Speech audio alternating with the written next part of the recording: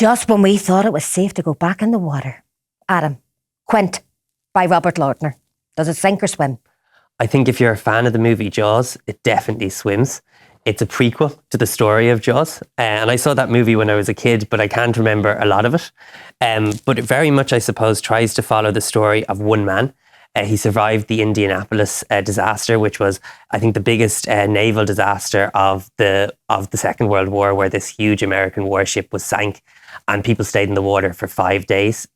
300 men survived. 600 were essentially eaten by sharks or froze to death. And this is one survivor. And what's really strange about the book is he's really the only key character throughout the book. You're spending a lot of time inside his head as he kind of tries to deal with the trauma that he's experienced. He lives in a very harsh world. His whole life has been very, very harsh.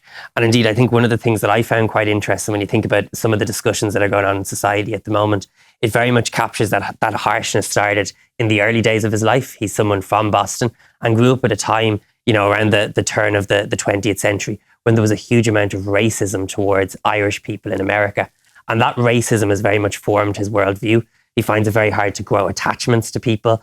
And really, he's become somebody who enjoys the desolation of the sea, the freedom of the sea, the lack of rules of the sea, and spends a lot of time fighting sharks. It is very gruesome in bits. Very gruesome. I mean, when they talk about the deaths by shark, it's a bit hairy, isn't it? It really, really is. And what's quite strange about it is the lack of emotion. He's so matter of fact. It's nearly sometimes like, he has a camera and you're just a fly on the wall. There's no emotion in this book at all. It's factual, it's visceral, and it's cruel from start to finish. And it's perfect timing because it's the 50th anniversary of the novel that the film was based on.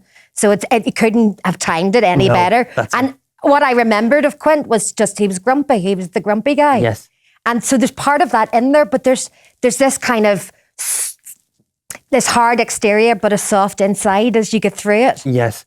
And that's definitely there as well, because I think it's easy to kind of dismiss him as kind of unthinking, but then surprisingly at times in the book, he shows quite a lot of depth. So, he can't understand the racism in the American army during the war. He can't understand how Japanese people were treated in America during the war. He really resents how, the people who sent people off to war, are dying comfortably in their bed, and these poor young men have died. So there is a depth to him, but it's very deep from all the trauma he's had. He's only 30 at the end of the story, but you're exhausted. He's been married 3 times. But you don't have to have watched the film to read this book. No, you definitely don't. And I'll be honest, I didn't read, at the very back of the book, there's an interview with the author.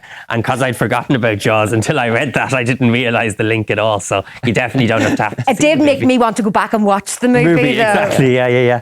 I mean, everyone remembers the fear of the big rubber shark in the water. One of the things that's really interesting is throughout the book, he keeps emphasising, sharks, there's no psyche to them. This is just instinctive. And one of the reasons he's doing this is, I think when the film Jaws came out, it led to this kind of shark baiting kind of situation where people were kind of doing witch hunts after sharks. So he's really careful to make sure that it's about kind of conservation and the idea that sharks are just following their instincts. There's no real reason to be afraid of them and so on as well. So that message is kind of really subtly in there throughout the book. And when I was reading up about the author, Robert Lautner, I mean, he worked in a comic book store. He was a wine merchant, a photographic consultant, a recruitment consultant. I mean, he's had every job in the world, and now a novelist. Yes, exactly. And you can see, I think, all of those influences because there's times in the book where it is like streams of consciousness. You're trying to keep the thread because he's bringing in so many different quotes and references. What's really unique in the book is at the start of every chapter, there's an extract from Pinocchio. Yeah. Because apparently the original Pinocchio, there wasn't a whale, there was a shark, and he's trying to close that circle. I don't know what you're complaining about though, because you've had one character perspective book. Yes. I'm all over the place in my book. Green's a character, 1 minute we're in Dubai, then we're in Moscow, you've had a treat. I would have loved his book. Well, you can always swap. Or you can swap, exactly. I mean, I think it has prize-winning novel all over it. Yes. I think it's going to clean up, actually. And I love the quote, which was, it's a book to be swallowed whole. Oh, wow. I thought that was fantastic.